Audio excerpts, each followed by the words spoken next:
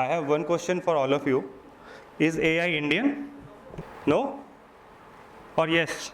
Or unlike other technologies, right? Is it required for a technology to be any Indian or having the values of particular nation? There are multiple technologies, right? Not all have been developed in India, or not all have been developed in a particular country, right? But specifically for artificial intelligence, it becomes very important.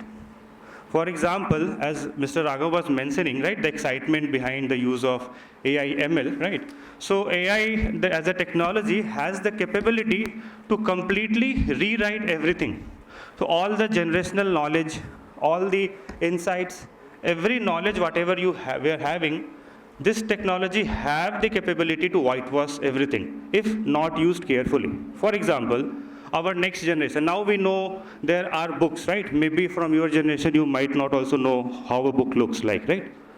You guys have left the part of reading things. For everything you will search your ChatGPT to answer. Just think of a generation after this, after one generation. For all their queries, right? They are only dependent on ChatGPT. Whatever as a country or as a nation, whatever knowledge we have created, right? If the ChatGPT or any LLM model is not cognizant or is not in align with the particular values, then everything can be wiped off, right?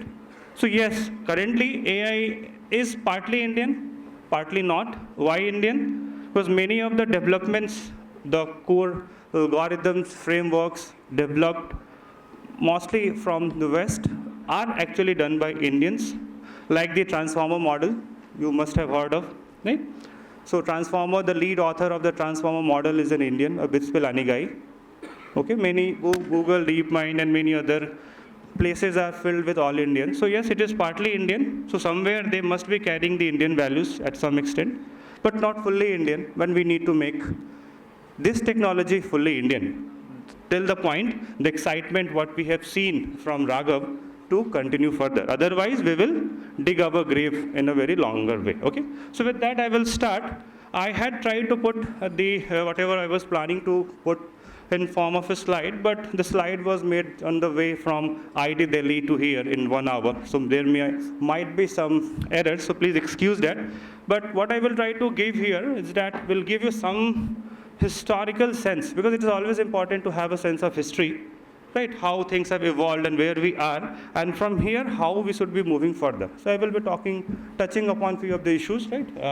We have very limited time, but I will try to make best use of it. Okay, such आप change करो. Okay. Scott, thank you. Fine. See, so this is the story of evolution, right? And from our prime Australopithecus to till now, we can define each era with certain technologies, right? The technology which has defined an era. Before and after things were different, right? How things were different before, people were having the skills of putting a fire, and after things were completely different. So we are in one of the greatest era, which is era defining. Things were very different before AI, and things is becoming and will become very different after AI. So currently we are witnessing something like a era defining moment. The next era defining moment from the technology perspective would be quantum. We are waiting for it. We have not reached till there, but we will reach soon. Okay. So we don't need to talk much about why we need AI and why we are discussing it, right? We are completely penetrated by all forms of AI, whether you want or whether you don't want. Okay, next. Everywhere, it's almost everywhere. And one of the stepping stone was that we have started receiving Nobel Prizes for the contribution to AI/ML. So Physics Nobel Prize, right? And also the two of the Nobel Prizes are actually coming from the contribution for AI/ML. So from the core science perspective also, this whole field is becoming very important. Okay, I think we don't need to talk much. Let's move. Okay, so just to talk of a very brief sense, what we call as a learning, right? And how it is different from our regular program, right? We all have been using softwares before regularly for different kind of things. For example, rule-based system, right? What makes this thing is a different is that ability to recorrect, right? And this is very specific to humans, right? We do something, we get experience, and we correct our steps. So it is very close to how we learn. So far, earlier were the systems, but AI is a kind of a thing which is started creating or mimicking some kind of intelligence, right?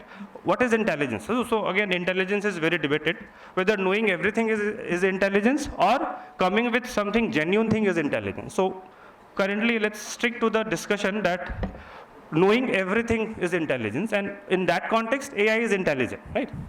Whether it is coming from for a genuine, there is an inborn genuinity or not, that's a different discussion and that's a different debate. But for now, if you know everything, right? And based on that, if you can start answering, then you are intelligent. Okay? So, just back. So, any algorithm or program, right, which can improve their performance at a certain task T with experience E on some data sets D. So there is a very good four-point rule. If you want to build algorithm, if you want to use algorithm, if you want to modify your algorithm, you need to first ask these 4 things, whether you have the clear-cut understanding of TP, ED or not. If you can answer what is my T, what is my P, what is my E, and what is your D, then you are in a very comfortable position on using any AI/ML algorithm or developing something. Either the contributions of any AI/ML algorithm are on the line of designing new algorithms, or on the line of designing new data sets, right? Or developing something on certain tasks. So if all these things are clear, it is fine. Move.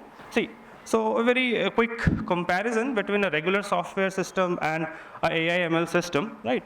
In regular software, we define a rule, and those rules are fixed, right? For this is my rule defined, and when this is the input, this is an output. Fixed. It's a rule-based system. But what is learning-based system? You have a rule, you start with the rule, and maybe you don't start with the rule.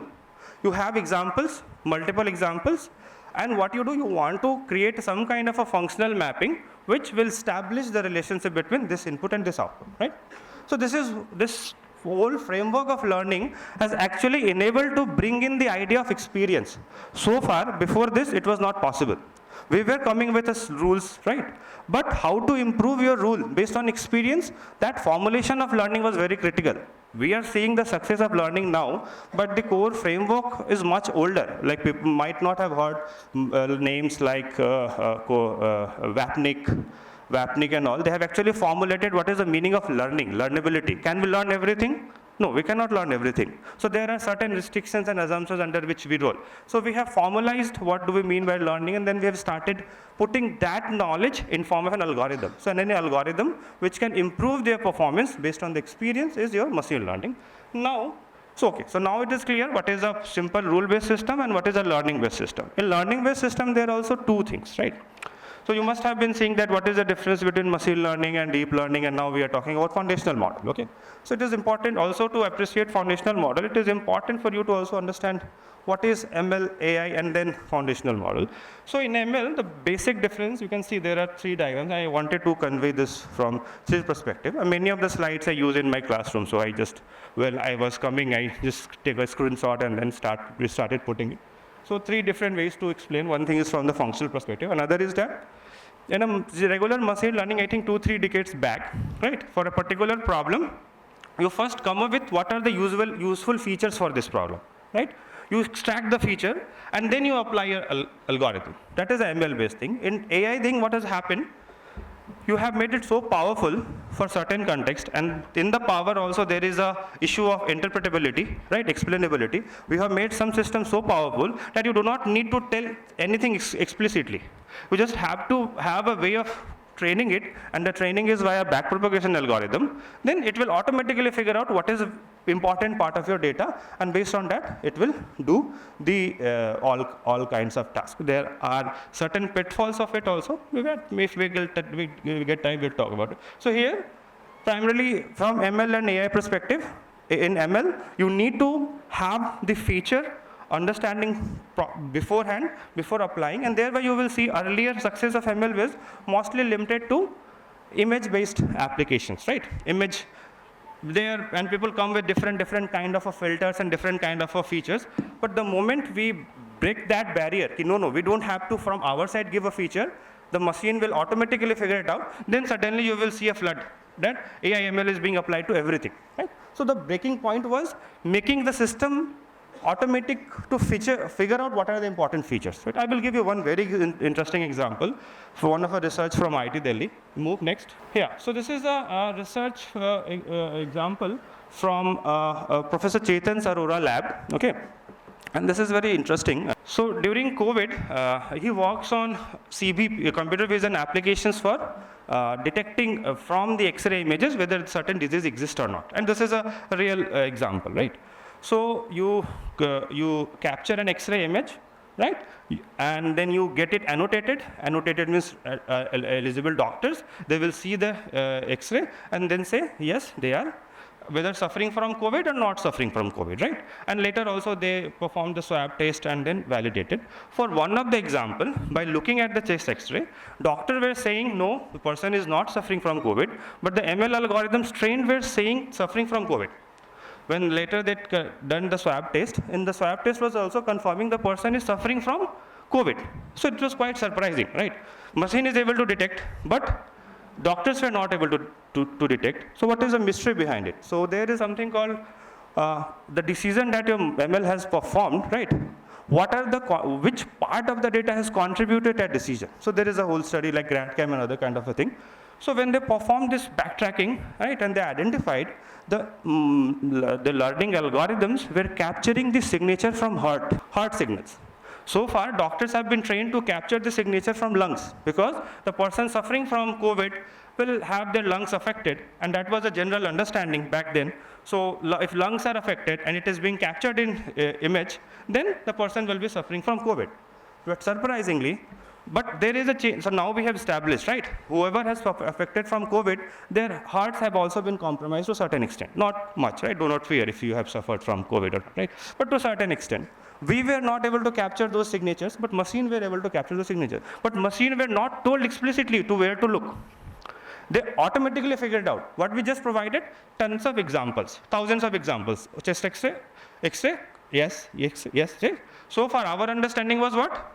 If COVID, then lungs were compromised, but they figured out if they are COVID, then heart is also compromised, okay? So this is what is example of automatically figuring out the feature. If the regular ML thing would have been done, we have created a feature around lungs, and only that we have provided, and that makes things very powerful. Okay, next. This is a whole summary of the historical timeline of the machine learning era, what we reach here.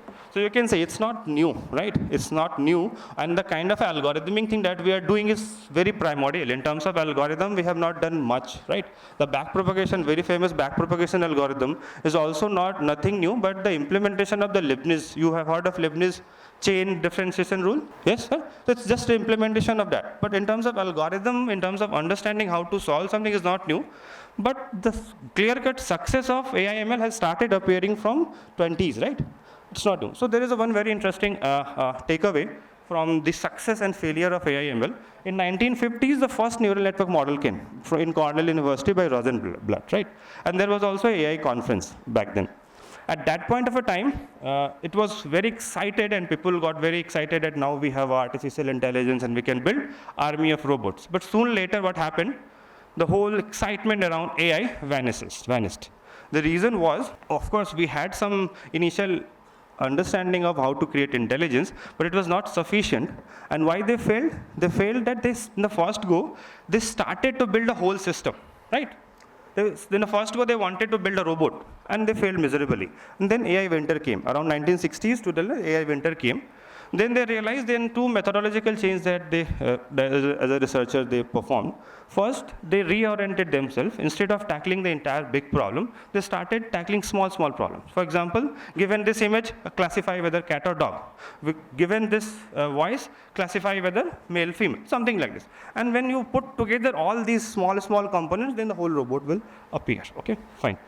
Okay, so that guy I was mentioning, Baswani has developed transformer architecture, and which is the backbone of all the generative models like LLMs and all. So yeah, it's partly Indian, but we need to make it, at least what we use to be fully Indian. Otherwise, whole of all our history will be jeopardized in a manner. Okay, let's move next. So see, now again, there is a signal. So from the AI/ML perspective also, we are now witnessing a departure. What is a departure? The departure was, so far, we see, earlier ML was what? You create a feature, feed. Next, what you do, don't create a feature, you design a specific model for a specific time of modalities. For example, you have different types of data, categorical data, continuous data, time series data, speech data. So each of the architectures that you have seen so far, for example, very first artificial neural network, then CNN, graph neural network, LSTM, these were mostly taking care of specific types of data type, and based on that they were building the models, right? But the thing is, now see, AI has started solving a problem, right? Now, if I ask you a question, if you have to trust someone, whom you will trust? The guy who is very good at his task, or who has a purpose beyond his task? So in a sense, very recently when I was in California, there was a debate or discussion on the AI for social good. And how can we make AI as a commodity?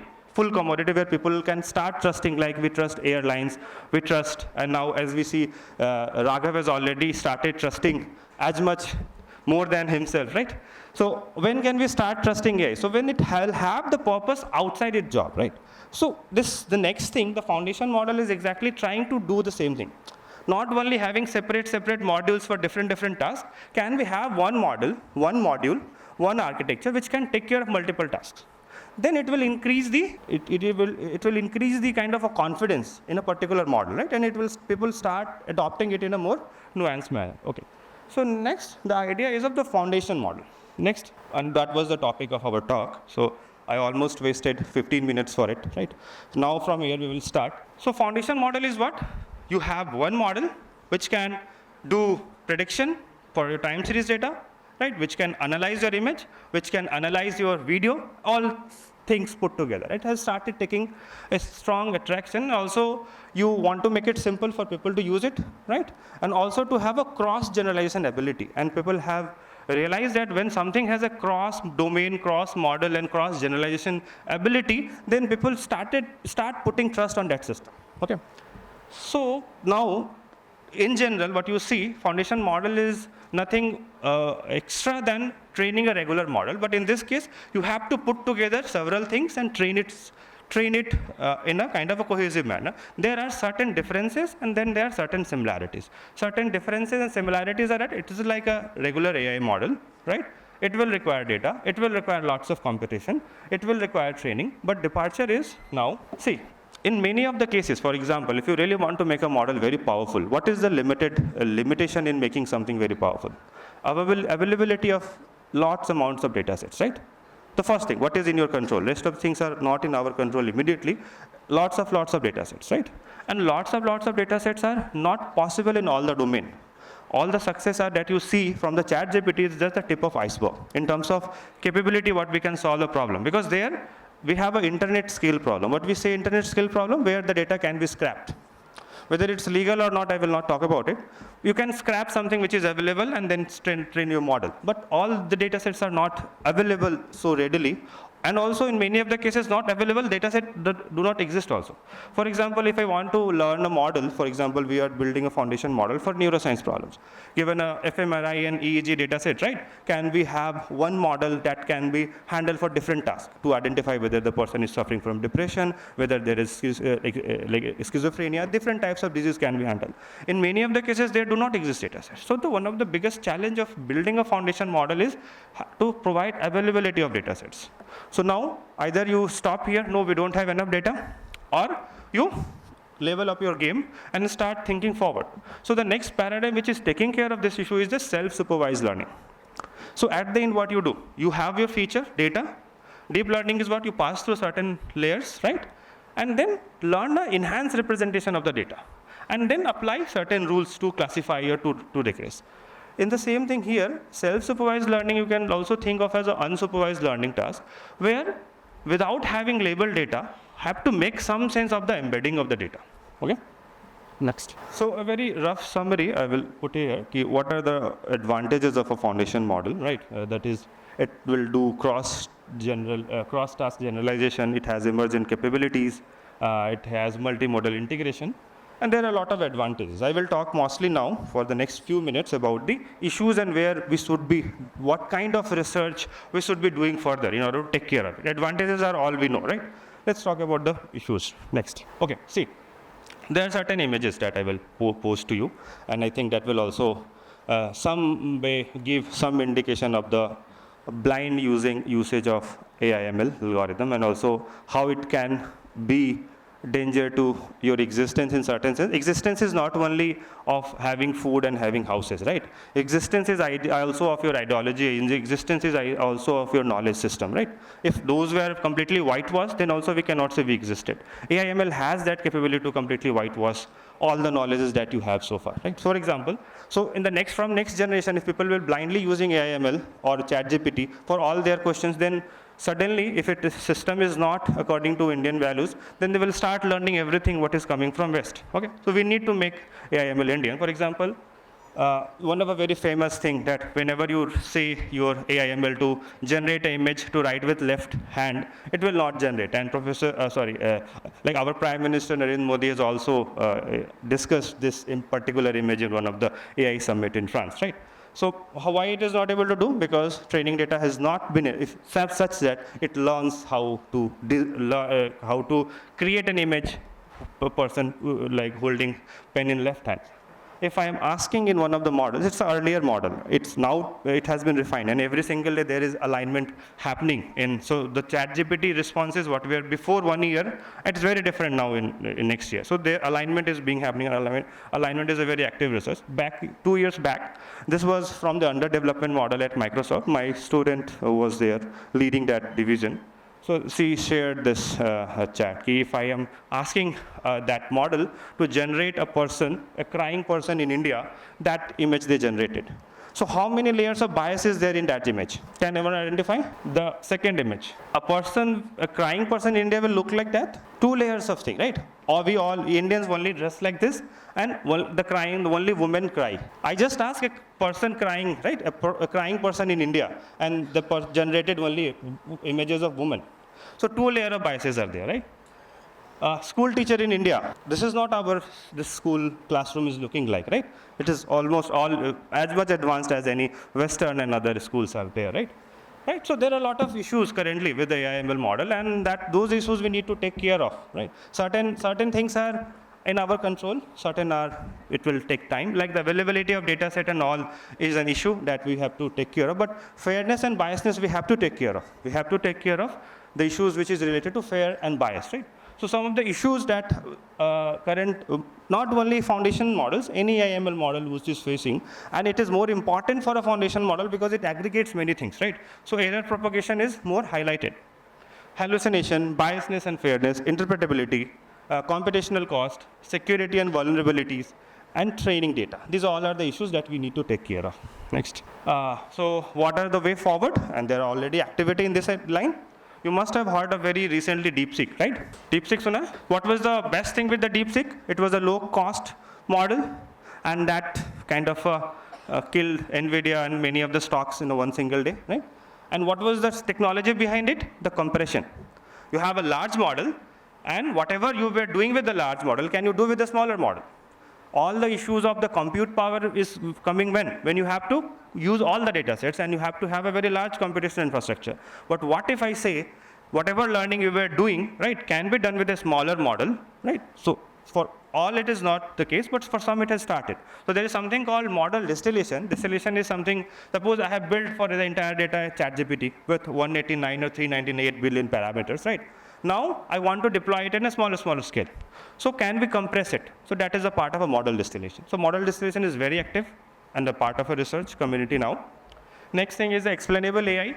Explainable AI is a slightly difficult thing to take care of immediately because explanation have multiple layers of ambiguity, right? And what is explainable in many contexts it differs, but still people are trying. Many of the issue of scalability, the power of AI/ML is also leading to the issue of explainability, because the bigger your model is, right, the larger your model is, it is very difficult to explain what is input and what is output. The moment we will have smaller models, I think we will be able to take care of it.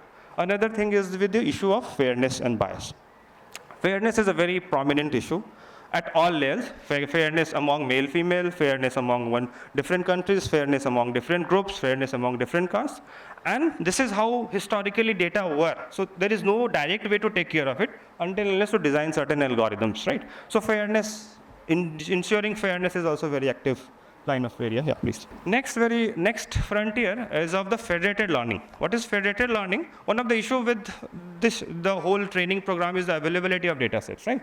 And there are many rules and policies which restrict you to share your data sets among different agencies, right? Like 𝐒𝐚𝐬's cannot share their the hospital data with any other hospitals. And if we want to make a model for pan-India population, we need to have data sets across all the things, right? So federated learning is one defining technology, or technology is more of an enabler, which says that you keep your data with you, right? Train your model at your local server, put all the privacy guarantees that you want to do, only share the model to a global server. There it will coordinate. So FL is a more of an implementation rather than a new ML tool, deploying an ML tool in stealth in terms of taking care of privacy constraints. So this is one of the enabler that will lead the next powerful discoveries. Next. And next thing is about the semi-supervised learning. In a sense, what you do, you create multiple types, you can say, views of data set, create a problem which do not require label. For example, I give you an image of a deer. I rotate it, and then I give you a task, whether there is a rotation in image or not. For these things, you do not need a label. But based on these analysis, using the training program, you can actually learn the embedding of the images. So this semi-supervised thing is also become, not semi-supervised, self-supervised thing is also becoming very popular to take care of the issues of the label data, availability of label data. Next, we will move. Next. I think it's all about the federated move. Yeah, so this is one of the very interesting line which I read as thing. The internet is cauldron of evil, and if you do not fully understand how machine learning works, why would you connect the two? And we are connecting the two, right? So you need to understand, at least for all of you, you should definitely be leading the efforts in understanding AI/ML. So how you control or track the evolution of a particular technology? First by understanding it, using it, then mastering it, and then only you will be able to start controlling, right? So now you are in a position where you can start thinking that the next wave of AI/ML technology would be guided by your thought processes, not by the Western. Okay, next. This is my team. I supervise Machine Intelligence Signals and Networks Lab. My lab has 2 postdocs, 18 PhD students, and few projects. I will list some of the very few projects which I am currently doing, just to give you a sense how powerful is AI/ML, just to give some examples. Next. So these are some of the current projects that that my group is handling as a lead PI. And I want to highlight the diversity of the kind of a project and what AI will bring to the table if you get mastery, or maybe if you will start understanding it. So in the first project, what we are doing, as also mentioned by our mighty director, that different governments have started building. So we are building an LLM for tribal languages, which is funded by Ministry of Tribal Affairs. Hindi to Bhili, Hindi to Mundari, Hindi to different. So tribal languages are not well explored in terms of the digitization, but the number of speakers are quite large in India. We have one of the most largest number of tribal populations in India, and we are also celebrating the Janjatiya Gaurav Divas. So there, the goal is to design a translator model first, which can translate Hindi, English to Bhili or different tribal languages. So I'm leading that effort. This is multiple institute problem. Next is a project from the Portable and High Precision Compact Gravimeter. It is funded by principal PSA offices and NSCS, National Security Council Secretariat, where we are building some equipment and building ML model for the data analysis. Third thing is by the SERV-CRG. It's developing graph machine learning framework for traumatic brain injury. I'm not expert in traumatic brain injury. I'm not expert in neuroscience, but still I am leading this project. Why? Because the skill which is required there is more of an AI/ML, and I'm collaborating with doctors from 𝐒𝐚𝐬's and from other faculties. Third project is optimization algorithms of graph ML. It's more of an algorithm. I'm also serving as a research director for a hedge fund, which is Biofin Capital. There I am leading their effort in the portfolio optimization. It's for finance. I don't know finance. I only know ML optimization, and then I am doing it. Third is one project vertical from Tower Research for social good. They are building something which will be useful for social good. And another last one which will be coming soon is the Office of Naval Research Group US. with framework for dynamic graph compression, right? So in a so limited capacity also, AI/ML has enabled me as a thing to take care of or work on different projects. So by the same way, AI/ML as a skill will be defining your all possibilities in the coming year. Whether you want to be the front runner of using it, developing it, you need to understand it, right? You need to understand it, and you need to understand it well, right? Okay, with this I will close my discussion, and if you have any questions, feel free to ask me